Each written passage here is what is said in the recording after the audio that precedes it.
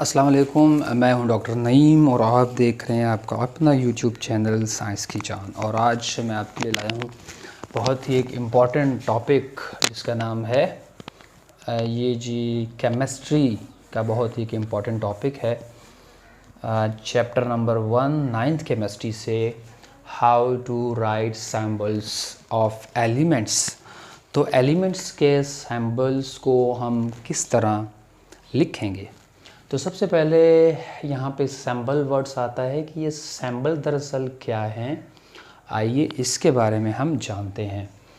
तो सिंबल्स की अगर हम बात करें, symbols is an abbreviation to represent the name of elements. जो 118 एलिमेंट्स हमारे पास इस वक्त दरियाफ्त हो चुके हैं, सिंबल्स क्या है, उनका एक शॉर्ट फॉर्म है। उनका क्या है, शॉर्ट फॉर्म है या उनका एब्रीविएशन फॉर्म है। A symbol is taken from the name of element from English, Latin, Greek and German language. जो सिंबल है उसको लिया गया है, कौन कौन सी ज़बानों से लिया गया है। इंग्लिश के वर्ड से लिया गया है, इंग्लिश के नेम से लिया गया है। भाई इंग्लिश के एलिमेंट का नेम इंग्लिश में था तो वहाँ से लिया गया है।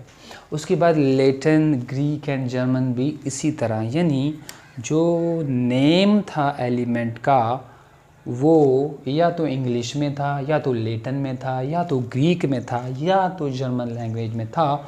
तो वहाँ से हमने क्या किया है, ये एब्रीविएशन फॉर्म, ये शॉर्ट फॉर्म वहाँ से लिया है।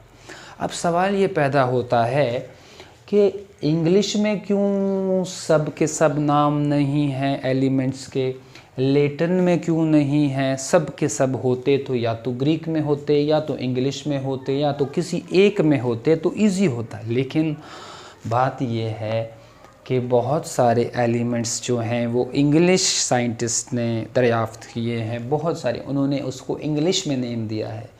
लैटिन वालों ने लैटिन में अपने ज़बान में नाम दिया है। इसी तरह ग्रीक एंड जर्मन की बात होती है। तो आपको पता चला कि सिंबल्स क्या होते हैं। सिंबल्स दरअसल एक शॉर्ट फॉर्म होता है, एब्रीविएशन फॉर्म होता है, जो कि हम English, German, Greeks and you can say that is Latin के नामों से लिया जाता है, जिसको हम सिंबल्स कहते हैं। आइए अब हम पढ़ते हैं कि इसको how to write symbols, symbols को लिखा कैसे जाएगा इनके नामों से। तो सबसे पहले यहाँ पे आपकी किताब में लिखा हुआ है कि symbols are usually 1 or 2 letter long. तो सबसे पहले सिंबल्स जो लिखे गए हैं वो 2 या 2 से, एक तो 2 होगा, मतलब 2 लेटर वाला सिंबल होगा, या तो 1 लेटर वाला सिंबल होगा, मतलब या तो वो 2 लेटर लॉन्ग होगा या ओनली 1 होगा। First is clear. For example आपने 118 एलिमेंट में देखा होगा कि मैं दूसरा एक कलर यूज़ कर लेता हूँ, लाइक एक यूजुअली 1 or 2 ये है। तो भाई 1 कैसे होगा, like carbon, CARBON, carbon, carbon का ओनली 1, कार्बन का ओनली 1। उसके बाद ऑक्सीजन, OXYGEN, ऑक्सीजन का ओनली 1 O। तो ये एक फॉर्म वाले हैं। अब 2 वाले कितने हैं, 2 वाले कौन से हैं, हीलियम, HELIUM, इसको H लिखा गया है और आगे से E। हाइड्रोजन, HYDROGEN, इसको भी सिंगल से लिया। अच्छा, अब यहाँ पे सवाल का जवाब के सवाल बनता है कि 2 क्यों है, सब एक क्यों नहीं है। ये भी तो बहुत आसानी होती कि सब एक होते तो हम इजी याद कर लेते इसको। भाई मसला ये हुआ, अगर हम हाइड्रोजन भी H से शुरू हो रहा है, भाई मसला कहाँ पर है, हाइड्रोजन भी H से शुरू हो रहा है, हीलियम भी इधर से शुरू हो रहा है। तो अगर हम दोनों को H दे देंगे तो भाई हमें पता कैसे चलेगा कि ये H हाइड्रोजन का है या हीलियम का है। तो बहुत आसानी से हमने क्या किया, हमने हीलियम के साथ उसका आगे वाला वर्ड छोटा सा दे दिया, तो तो इससे हमें पता चल गया कि ये H जो है और E हीलियम की निशानी है। तो इसका मतलब यहाँ से ये 2 वर्ड वाला कॉन्सेप्ट आया कि अगर पहले को हमने H दे दिया है सिंगल, अब दूसरा अगर नाम H से होगा तो हम उसको 2 नाम देंगे, उसको 2 वर्ड देंगे, एक H दे दिया एक छोटा ही। अब ये तो क्लियर हो गया। Second, every substance every symbol start with a capital letter, हर सैम्बल कैपिटल लेटर से स्टार्ट होगा। जैसे यहाँ पे मैंने लिखा है पहला कैपिटल लेटर से स्टार्ट होगा। Second, if symbol is 2 letter, अगर सैम्बल 2 लेटर का होगा तो हम क्या लिखेंगे, पहला बड़ा दूसरा छोटा, पहले बड़ा लिख दिया दूसरा छोटा लिख दिया। ये भी आपका कॉन्सेप्ट क्लियर हो गया। अब ज़रा इस पे आते हैं कि हम how to write the symbol, यानी ये तो हाउ टू राइट तो सीख लिया, सवाल ये पैदा होता है कि हम सैम्बल लिखते क्यों हैं।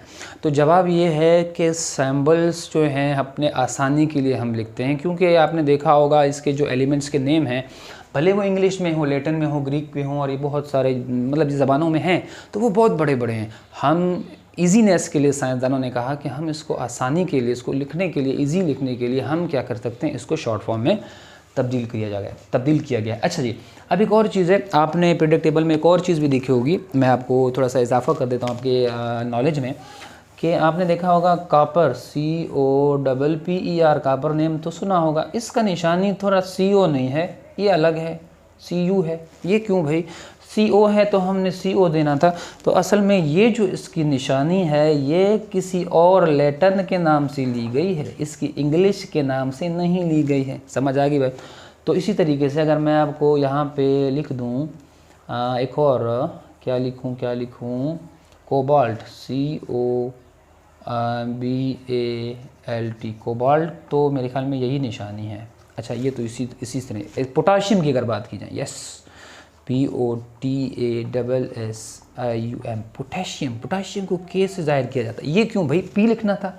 असल में K जो है किसी और लैंग्वेज से लिया गया है, लाइक या तो लैटिन से लिया गया होगा, या जर्मन से लिया गया होगा, या पर इंग्लिश से नहीं लिया गया। तो ये था आपका आज का topic, how to write the symbol. उम्मीद है कि आपको समझ में आया होगा। अस्सलाम वालेकुम।